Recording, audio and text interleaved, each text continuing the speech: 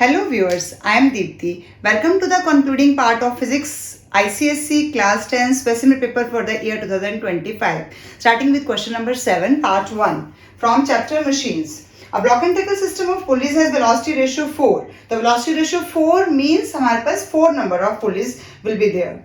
Draw a level diagram of the system indicating clearly the direction of the load and effort. तो यहाँ पर आपको याद क्या रखना है कि जब हमारे पास इवन नंबर ऑफ पुलिस होंगी तो हमारी स्ट्रिंग कहाँ से स्टार्ट होगी, अपर ब्लॉक की हुक से. तो इवन के साथ यू का कॉन्सेप्ट याद रखिए और ऑड के साथ एल का. तो जब लोअर ब्लॉक की हुक से स्टार्ट करेंगे तो ऑड नंबर ऑफ पुलिस होंगी और यहाँ पर इस तरह से हमारे पास आएगा. अब अगर हम अपर ब्लॉक की हुक से स्टार्ट करने वाले हैं क्योंकि इवन नंबर ऑफ पुलिस हैं, तो जब हम अपर ब्लॉक की हुक से स्टार्ट करेंगे तो our string will go like this to the first pulley of the lower block, then second pulley of the upper block, then coming back to the lower pulley of the lower block, second pulley of the lower block, and then coming to the first pulley of the fixed upper block, and then effort in the convenient direction means downward. लेकिन इसमें हमें marks किसके मिलेंगे, direction हमें tension की भी दिखानी है और क्योंकि हमारा इसमें VR4 गिवन है, इट मींस 4 जगह पर टेंशन में जरूर दिखानी है. First tension, second, third and fourth, और आप एक ये भी दिखा सकते हैं. 4 आपको मिनिमम दिखानी है और क्योंकि ब्लॉक एंड टैकल सिस्टम में टेंशन इक्वल होती है तो कोई दिक्कत नहीं है. आपको टी लिखना है, एक बार स्ट्रिंग पे हर जगह टी लिखना है. ये रिजिड सपोर्ट हमने जरूर दिखानी है.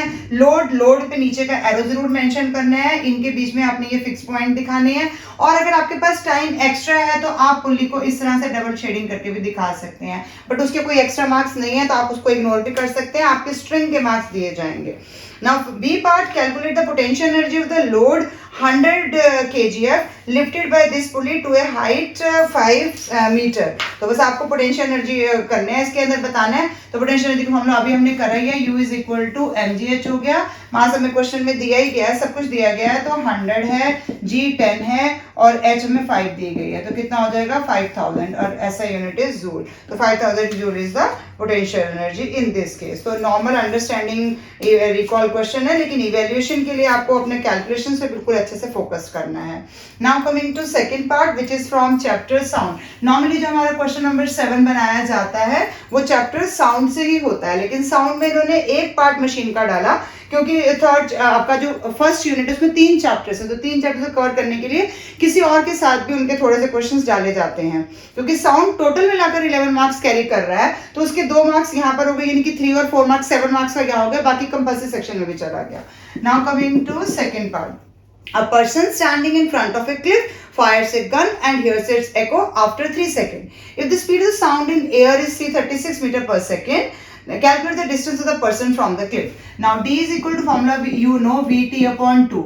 Now V हमें क्वेश्चन में कितनी दी गई है 336 and time given is 3 second divided by 2. It means आपके पास आंसर कितना आ जाएगा, कैंसिल कर देंगे इसको तो 168 into 3 it means 504 मीटर आपका फर्स्ट पार्ट के लिए आंसर आ जाएगा. Distance of the person from the Cliff. Now next is after moving a certain distance from the cliff he fires the gun again and this time the echo is heard 1.5 second later than the first. Means अगर Cliff के सामने पहले यहाँ पर था तो अब और दूर गया और इस बार इसके और इसके बीच का डिस्टेंस भी 1.5 है. तो हम इसमें दूसरा ऑप्शन कर सकते हैं, calculate the distance that the person move. यानी हमें सिर्फ यही डिस्टेंस बताना है, हमें पूरा नहीं बताना. तो हम इसमें डायरेक्टली कर सकते हैं, फिर से डिस्टेंस का यही फॉर्मूला VT/2 हम दोबारा लगा सकते हैं और इस केस में V तो आपके पास स्पीड तो सेम ही रहने वाली है. टाइम कितना लेंगे हम इसमें, क्योंकि 3 तो ऑलरेडी था और अब 1.5 है तो हम इसमें डायरेक्टली टाइम 1.5 लेके 2 ले लेंगे. तो 2 से जब कट करेंगे तो 168 आएगा. 168 को 1.5 से मल्टीप्लाई करेंगे तो आपके पास आंसर 252 मीटर आ जाएगा. और डायरेक्टली ओरल भी ये क्वेश्चन हो सकता था क्योंकि पहले 3 सेकंड का टाइम लग रहा है तो डिस्टेंस 504 है, अब 1.5 सेकंड का टाइम लग रहा है तो डिस्टेंस का हाफ हो जाएगा. तो डायरेक्टली आप इसका हाफ करेंगे तो भी 252 हो जाएगा. मान लो एमसीक्यू में आ जाता है तो आप इसमें अपना टाइम सेव कर सकते हैं इस तरह के क्वेश्चन में. वैसे इतना सिंपल क्वेश्चन पेपर में नहीं आएगा, साउंड के न्यूमेरिकल्स भी ट्रिकी ही आते हैं. Now in third part, the above picture shows a mother pushing her daughter sitting on a swing. The swing is going to the position A, B and C. A इस तरह से आपको दिखाया गया इसके अंदर, A यहाँ है, B यहाँ है, C यहाँ है. तो A, B और C 3 पोजीशंस तक को आपको ऐसे दिया जा रहा है. Where A and C are the extreme positions दिखाई दे रहा है आपको and B is the mean position. What is the right position? यानी कि A, B, C में से कौन सी right position होगी for the mother to give a constant periodic push to the swing every time in the forward direction to increase the amplitude of the swing. कि क्या करें कि amplitude of swing पूरा हर time पे increase होता रहेगा. तो obviously यहीं से push देगी क्योंकि बच्चे का डायरेक्शन उस तरफ दिखाया गया आपको, तो यहाँ से देना यानी कि at point A. तो A पार्ट के लिए सिर्फ आपको लिखना है at point A, ये आप मेंशन कर देंगे. Now next is name the phenomena involved in this. तो क्या है फिनोमेना? ये रेजोनेंस है. इसके बिना कोई पेपर बना ही नहीं है. साउंड का कोई भी चैप्टर का क्वेश्चन आता है तो रेजोनेंस तो उसके अंदर आना ही आना है. रेजोनेंस की डेफिनेशन, रेजोनेंस का कॉन्सेप्ट आपको बहुत इजीली साउंड चैप्टर के लिए करना ही पड़ेगा हर हालत में, हर तरह के क्वेश्चंस. जैसे अब ये भी आपके लिए नया क्वेश्चन है, रेजोनेंस से रिलेटेड दिया गया आपको. Explain with this example how this phenomena help to increase the amplitude of the swing. किस तरह से इसमें हुआ है? तो आपको पता है रेजोनेंस कब अगर होती है? जब नेचुरल फ्रीक्वेंसी मैच कर जाती है. तो हम इतना ही लिखेंगे, natural frequency of the swing. इस केस में natural frequency of the swing will match the frequency of the force applied by the mother and this will increase the amplitude. तो मैच कर जाएगी जब भी नेचुरल फ्रीक्वेंसी जो हम दे रहे हैं और नेचुरल फ्रीक्वेंसी जो फोर्स यानी कि हमने लगाया और जो स्विंग की नेचुरल फ्रीक्वेंसी है, दोनों जब मैच कर देंगी तो रेजोनेंस हो जाएगा. तो बस आपने यहाँ पर एन और एफ वाला कॉन्सेप्ट अच्छे से समझाकर लिखना है. Now coming to question number 8, which is generally taken from your chapter electricity, but उसमें कोई ना कोई एक पार्ट आपका लास्ट वाले चैप्टर मॉडर्न फिजिक्स से भी लिया जा सकता है, तो इसमें लिया गया है. Question number 8, the circuit depicted in the figure is employed for studying Ohm's law. Instead of using a standard resistor, a student opts for a glass tube filled with mercury. Tube 1 उसने use किया है. Connected to the circuit through two electrodes E1 and E2, he records the reading of the ammeter and voltmeter, thereby calculates the resistance. The student repeats the experiment by substituting tube 1 with tube 2. तो अब मैं पूरा diagram तो नहीं draw कर रही हूँ, but आप ट्यूब 1 देख सकते हैं. ये आपके पास ट्यूब 1 दी गई है जिसकी लेंथ ज्यादा है और उसके अंदर ये इलेक्ट्रोड्स हैं. तो इलेक्ट्रोड्स तो होंगी तभी काम करेगा. उसके अलावा जब हमने ट्यूब 2 लिया तो ट्यूब 2 में आप देख रहे हैं इसका डायमीटर इंक्रीज कर दिया गया है और लेंथ को कम कर दिया गया. ये आपके पास ट्यूब 2 है. तो ये ट्यूब 2 और ट्यूब 1 में फर्क आपको दिखाई दे रहा है और नहीं दिखाई दे रहा तो मैंने आपको दिखा दिया. तो होपफुली आपको क्वेश्चन ही समझ में आ गया होगा. Where the same amount of mercury fills the tube 2, neglecting internal resistance of the cell to compare the resistance in both the cases. सिर्फ अपने रेजिस्टेंस को कंपेयर करना है, सर्किट वही रहेगा. हमने रेजिस्टेंस की जगह पे सिर्फ इलेक्ट्रोड्स लगे वाले लगाए, इलेक्ट्रॉन के साथ ट्यूब लगाई है. Now this is tube 1 and this is tube 2. तो क्या कह सकते हो आप? रेजिस्टेंस किस केस में ज्यादा होगी, किस केस में कम होगी? रेजिस्टेंस आपको क्या लग रहा है? यहाँ पर फर्स्ट केस में रेजिस्टेंस R1 है, यहाँ पर R2 है. तो R1 ज्यादा होगी या R2 ज्यादा होगी? बताइए. R2 is always less than R1. क्यों? क्योंकि R2 को ट्यूब को क्या किया गया है, उसकी लेंथ भी कम ली गई है और एरिया ऑफ क्रॉस सेक्शन भी इंक्रीज कर दिया गया है. तो आपने R के केस में रेजिस्टेंस के फैक्टर्स पढ़े हुए हैं. Resistance is directly proportional to length. अगर मैं लेंथ इंक्रीज करूंगी तो रेजिस्टेंस इंक्रीज हो गई. And R is inversely proportional to area of cross section. अगर मैं एरिया ऑफ क्रॉस सेक्शन को छोटा कर रही हूँ, कम कर रही हूँ, तो भी रेजिस्टेंस इंक्रीज हो गई. तो यहाँ पर क्या हो गया? एरिया ऑफ क्रॉस सेक्शन हमने क्या कर दिया? इंक्रीज कर दिया. इंक्रीज करने का मतलब क्या हो गया? रेजिस्टेंस डिक्रीज हो गई है. अगर मैं डिक्रीज करूंगी तो इंक्रीज हो जाता. तो यहाँ पर लेंथ भी बड़ी है और एरिया भी कम है, इसलिए रेजिस्टेंस हमारा फर्स्ट केस में ज्यादा होगा. तो resistance 1 is greater than resistance 2. तो आपको आंसर की में आंसर तो दिए गए हैं, लेकिन एक्सप्लेनेशन समझ आनी उससे भी ज्यादा जरूरी है क्योंकि वहां पर बिल्कुल सेम क्वेश्चन नहीं आएगा. सिमिलर क्वेश्चन आएंगे तो आप उनको इजीली आइडेंटिफाई कर पाएंगे. हम बी पार्ट के लिए हमें क्वेश्चन दिया गया है volt meter reading in both the cases. तो वोल्ट मीटर रीडिंग तो क्योंकि रेजिस्टेंस तो आपके पास आ गई है इस केस में और एमीटर लगा हुआ है, बैटरी लगी हुई है, बाकी सब चीजें सेम लगी हुई हैं. तो volt meter reading for tube 1 is same as the volt meter reading for tube 2. तो वो दोनों केसेस में हमारे पास सिर्फ इक्वल हो जाएगी. वोल्ट मीटर की रीडिंग V1 और V2 के केस में इक्वल रहेगी. इन third part specific resistance in both the cases. तो मटेरियल सेम है. स्पेसिफिक रेजिस्टेंस किस पे डिपेंड करती है? मटेरियल पे. तो वो भी सेम रहेगी, इक्वल रहेगी. आप कुछ भी लिख सकते हैं, same in both the cases. Now coming to next part from modern physics. Radioactive nucleus X दिया गया है, emits alpha particle and further 2 beta particles भी emit हो रहे हैं. ये इसमें दिया गया है alpha particle followed by 2 beta particle. तो पहले हम स्टार्ट करते हैं with respect to the element x, where would you position the element y in the periodic table. तो पहले x है, z है, xz हमने पेरेंट न्यूक्लियस ले लिया जिसमें से अल्फा पार्टिकल एमिट हुआ, लेट इट बी p. तो Z -2 हो जाएगा, A -4 हो गया। उसके बाद बीटा पार्टिकल एमिट हुआ। चलो हम एक एक करके करते हैं। एक बीटा पार्टिकल एमिट हुआ तो लेट इट बी Q। तो अब यहाँ पर क्या हो जाएगा, Z -2 +1 और ये इतना ही रहेगा, मास नंबर सेम रहेगा। एक और बीटा पार्टिकल, क्योंकि उसने 2 बीटा पार्टिकल बोला, मैं यहाँ भी 2 भी लिख सकती थी पर आपको समझा नहीं पा सकती थी, इसीलिए मैंने ऐसे किया है। नाउ कम, हमारे पास डॉटर न्यूक्लियस Y बन गया। जब Y बन गया तो क्या हो गया, Z -2 मींस -1 हो गया, -1। लेकिन अब फिर एक और बीटा पार्टिकल एमिट हुआ तो +1 हो गया और मास नंबर हमारे पास सेम ही रहा। और -1 +1 का मतलब क्या हो गया, जो हमारे पास डॉटर न्यूक्लियस आया है उसके पास सिर्फ Z है और A -4 है, यानी एटॉमिक नंबर दोनों केसेस में X और Y का सेम बन रहा है। तो हम क्या लिखेंगे, एटॉमिक नंबर सेम है और मास नंबर डिफरेंट है। तो ये चीज किसके अंदर होती है, ये चीज आपने किस में देखी है। अब पूछा क्या गया है, with respect to the element X where would you position the element Y in the periodic table. दोनों के पास एटॉमिक नंबर सेम है, यानी कि क्या है, प्रोटॉन नंबर सेम है, सेम प्रोटॉन में सेम एटॉमिक नंबर, तो सेम पोजीशन होगी ना पीरियोडिक टेबल के अंदर, तो उनकी पोजीशन सेम रहेगी। यानी कि आप फर्स्ट पार्ट में क्या लिखेंगे, सेम प्लेस। पीरियोडिक टेबल में सेम प्लेस है, क्योंकि पीरियोडिक टेबल की प्लेस तो सिर्फ नंबर ऑफ प्रोटॉन पे ही डिपेंड करती है, यानी एटॉमिक नंबर पे डिपेंड करती है। Next is what is the general name of the element X and Y। तो ये किसकी डेफिनेशन है, same atomic number and different mass number, this is the definition of isotopes. तो ये क्या हो गया, स्पेशल नेम, या तो आइसोटोप होगा या आइसोटोन होगा या आइसोबार होगा। मैंने पिछली वीडियोस में भी अच्छे से समझाया हुआ है आपको, ये वाला कॉन्सेप्ट आता ही आता है। Next is if the atomic number of Y is 80, तो Y का एटॉमिक नंबर अगर 80 है तो क्या पूछा गया है, then what is atomic number of X। तो हमें पता है एटॉमिक नंबर Y का भी उतना है जितना X का आ रहा है, तो Y का एटॉमिक नंबर 80 है तो इट मींस X का एटॉमिक नंबर भी हमारे पास 80 ही आ जाएगा। तो आप इसमें सेम भी लिख सकते हैं, 80 भी लिख देंगे तो ज्यादा बेटर रहेगा। नाउ लास्ट न्यूमेरिकल आपके पास दिया गया है इलेक्ट्रिसिटी का रेजिस्टेंस बेस, जो कि आना ही आना होता है पेपर में। एक तो आपके पास सीरीज पैरेलल कॉम्बिनेशन का क्वेश्चन आएगा ही आएगा। तो इन न्यूमेरिकल्स की जितनी प्रैक्टिस करेंगे उतना आपके लिए बेनिफिशियल रहेगा फाइनल एग्जाम्स के लिए भी। नाउ आपको इसके अंदर डायग्राम में calculate the resistance of circuit when the key K completes the circuit. तो आपको एक रेजिस्टेंस दिया गया है और फिर नीचे 2 रेजिस्टेंस दिए गए हैं जो कि सीरीज में है, और ये आपस में दोनों क्या हो गए, पैरेलल में हो गए। This is 2 ohm, this is 5 and this is 3 ओम।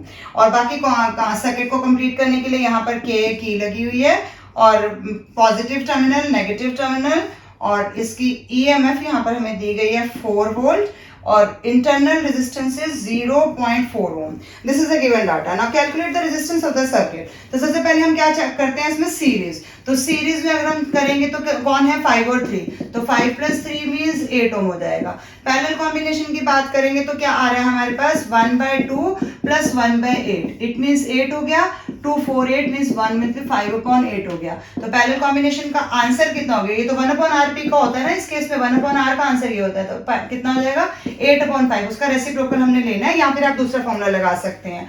तो 5 1 5 और 6 मतलब 5 1.6, तो 1.6 आपके पास ओम आ जाएगा पैरेलल कॉम्बिनेशन का रेजिस्टेंस। अभी पूछा क्या गया, calculate the resistance of the circuit. पूरे सर्किट का रेजिस्टेंस व्हेन ये K को हम क्लोज कर देंगे, तो पूरे सर्किट का मतलब R टोटल मींस 1.6 और इंटरनल भी हम इसके अंदर ऐड करेंगे 0.4, इट मींस 2 ओम हमारे पास पूरे सर्किट की रेजिस्टेंस आ जाएगी। Now coming to B part, calculate the current through 3 ohm resistor. इसमें बताना है हमने कितना करंट है when the circuit is complete. तो पहले तो हमें पूरे में करंट निकालना है, तो I = EMF R + R, या फिर टोटल R आप लिख सकते हैं। तो EMF में आपको यहाँ पर कितना दिया गया 4 और टोटल R अभी हमने 2 कैलकुलेट किया है, 2 ampere is the current in the circuit.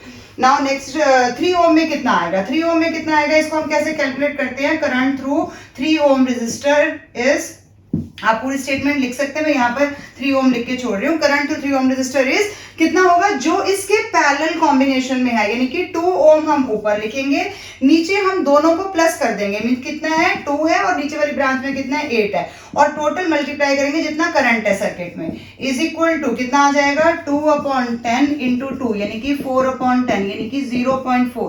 तो 0.4 ampere is the current flowing through 3 ohm resistor. क्योंकि ये दोनों सीरीज में, तो चाहे 3 में लेंगे चाहे 5 में लेंगे सेम कॉन्सेप्ट रहेगा, लेकिन जब हमें एक ब्रांच में करंट निकालना, तो जैसे यहां से करंट आया और 2 ब्रांचेस में डिवाइड हो गया, तो अगर मुझे इस ब्रांच का करंट चाहिए तो हम दूसरी ब्रांच के उसको नंबर को न्यूमरेटर में रखेंगे, नीचे दोनों ब्रांचेस का सम लेंगे और मल्टीप्लाई में टोटल करंट जो हमने पूरे सर्किट में निकाला है उससे मल्टीप्लाई करेंगे, तो आपके पास आंसर आ जाएगा।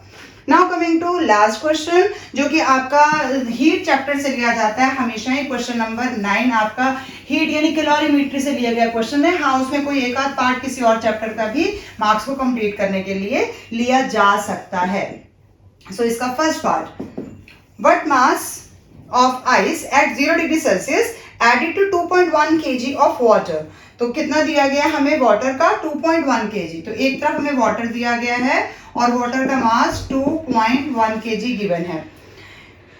Will cool it down from 75 to 25। तो इसका टेम्परेचर यानी कि डेल्टा टी हम डायरेक्टली ले लेते हैं। 75 - 25 इट मींस 50 डिग्री सेल्सियस का नीचे आना है। Give specific heat capacity of water, c के केस में वैसे तो हमें याद ही होता है जूल पर ग्राम पर डिग्री सेल्सियस या पर Kelvin. Specific latent heat of ice दी गई है और आइस का 0 डिग्री भी दिया गया है। तो आइस का जब हम 0 डिग्री वाला फेस लेंगे तो हमें ये भी लेना है और ये भी लेना है, यानी हमें ml भी लेना है और mc डेल्टा टी भी लेना है, क्योंकि हम आइस को पहले 0 से स्टार्ट करेंगे तो वो मेल्ट होगी। 0 डिग्री सेल्सियस आइस से 0 डिग्री सेल्सियस पे पहले वाटर कन्वर्ट होगा। तो हमें इस केस में हीट एनर्जी लॉस्ट और हीट एनर्जी गेन्ड का जब हम कॉन्सेप्ट लिखेंगे तो हमें ध्यान रखना है कि लॉस कौन कर रहा है? वाटर कर रहा है। अब वाटर के केस में 2.1 kg दिया गया, जबकि यहाँ पर ग्राम में दिया गया। तो इसको हमें एसआई यूनिट, सबका यूनिट सेम रखना है। हालांकि एसआई में था, लेकिन अब हम इसको ग्राम में कन्वर्ट कर लेंगे तो 2100 आ जाएगा। तो mc डेल्टा टी के लिए m हो गया हमारे पास, c हमें क्वेश्चन में गिवन है 4.2 और चेंज हमने डेल्टा टी यहीं पे कैलकुलेट कर लिया 50।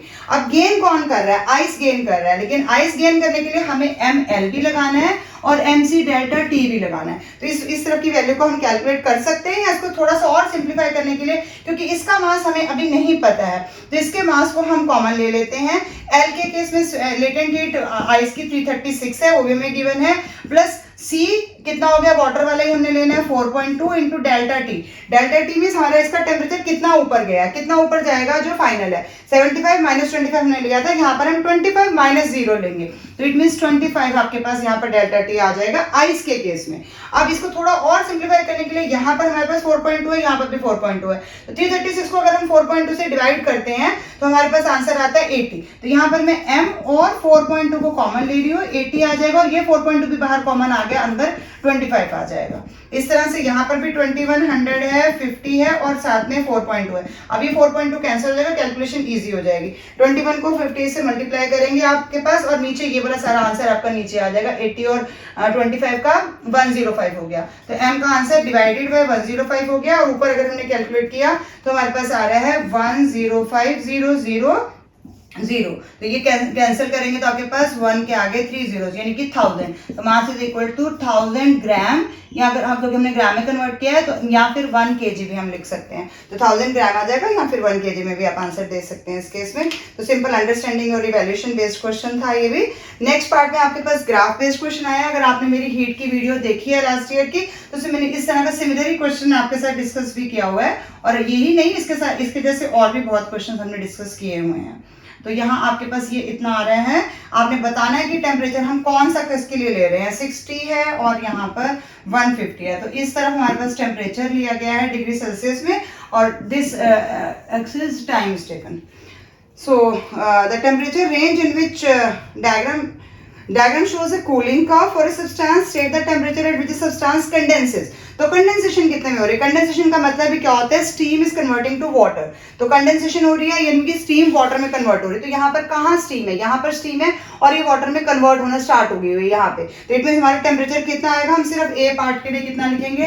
150 डिग्री सेल्सियस। अगर डिग्री सेल्सियस दिया है, नहीं तो केल्विन दिया, तो केल्विन में भी आपको लेना रहेगा, यहाँ पर अभी डिग्री में ही है।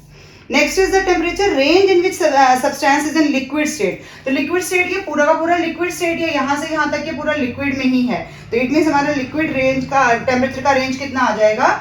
150 to 60 डिग्री सेल्सियस लगाना मत भूलें, वो टेम्परेचर शो करता है। तो ये हमने बस इतना मेंशन करना है इसके अंदर। Next is why do we prefer ice to ice cold water for cooling a drink. ये तो नॉर्मल रिकॉल बेस्ड क्वेश्चन है, इसको मैं डिस्कस नहीं करूंगी, क्योंकि ऐसे क्वेश्चन आपको आने ही आने हैं।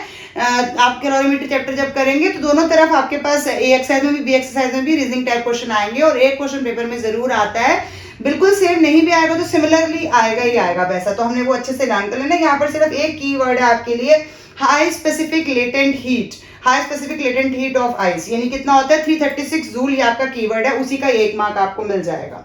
Last part of the paper is diagram below shows a cardboard on which iron fillings are kept. अगर आपने मेरी इलेक्ट्रोमैग्नेटिज्म की वीडियो देखी है तो ये सेम क्वेश्चन मैंने उसके अंदर डिस्कस किया और ये क्वेश्चन भी प्रीवियस ईयर के पेपर से ही लिया गया है, ये प्रीवियस ईयर का ही पेपर है, तो इसमें ज्यादा करने की जरूरत नहीं है. Diagram below shows a cardboard on which iron filings are kept. A wire kept in the form of a loop is seen passing through the cardboard. इस तरह से लूप दिखाया गया है. When current flows through it the iron filing arrange themselves as shown below. तो आपको ध्यान से देखना है कि लेफ्ट हैंड साइड वाला जो है वो नॉर्थ आ रहा है, इस तरफ वाले में आपके पास ऐसी फीलिंग ऐसे जा रही है, यानी कि एंटी क्लॉकवाइज जा रहा है, और उस तरफ अगर आप ध्यान से देखेंगे तो आपके पास क्लॉकवाइज आ रहा है, यानी ये नॉर्थ है और ये साउथ है, क्योंकि वो क्लॉकवाइज आ रहा है और ये एंटी क्लॉकवाइज आ रहा है.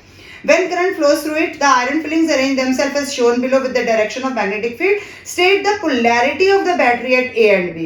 तो हमने पोलैरिटी बतानी है. तो यहाँ पर अगर हम चाहते हैं कि नॉर्थ पोल आ रहा है, यानी कि एंटी क्लॉकवाइज आ रहा है, इट मीन्स हमारा करंट कहाँ से आना चाहिए. तो अगर हम इसके बीच में लूप को थोड़ा सा रफली बनाने की कोशिश कर लेते हैं, तो अगर ये लूप आ रहा है तो लूप के यहाँ पर कौन सी हमने बैटरी लगानी है, मतलब इसके साथ हमने बैटरी लगानी है. तो इट मीन्स यहाँ कैसे जाना चाहिए करंट. आपने राइट हैंड थंब रूल किया हुआ है. राइट हैंड थंब रूल के हिसाब से क्या होता है, करंट ऊपर जाएगा तभी तो ऊपर जाने के बाद हमारे पास एंटी क्लॉकवाइज आएगा. तो ऊपर जाने का मतलब है कि करंट यहां से अपवर्ड डायरेक्शन में जाना चाहिए. और करंट कहां से जाता है, जहां पर बैटरी का पॉजिटिव पोल होता है. तो यहाँ पॉजिटिव दिखाना है और उस तरफ आपने नेगेटिव दिखाना है. बाकी तो आपने सर्किट को कंप्लीट करने के लिए रियोस्टेट लगाना है और उसको कंप्लीट कर देना है. तो इट मींस इस तरफ हमारा पॉजिटिव आएगा तभी करंट यहां से जाएगा, तो यहां से ये डायरेक्शन आएगी, और उस तरह से साउथ पोल आएगा तो नीचे की तरफ आएगा. तो ये आपका सर्किट कंप्लीट हो जाएगा. तो आपने इसमें सिर्फ पोलैरिटी बतानी है. तो राइट हैंड थंब रूल लगाकर आप इजीली पोलैरिटी को आइडेंटिफाई कर सकते हैं.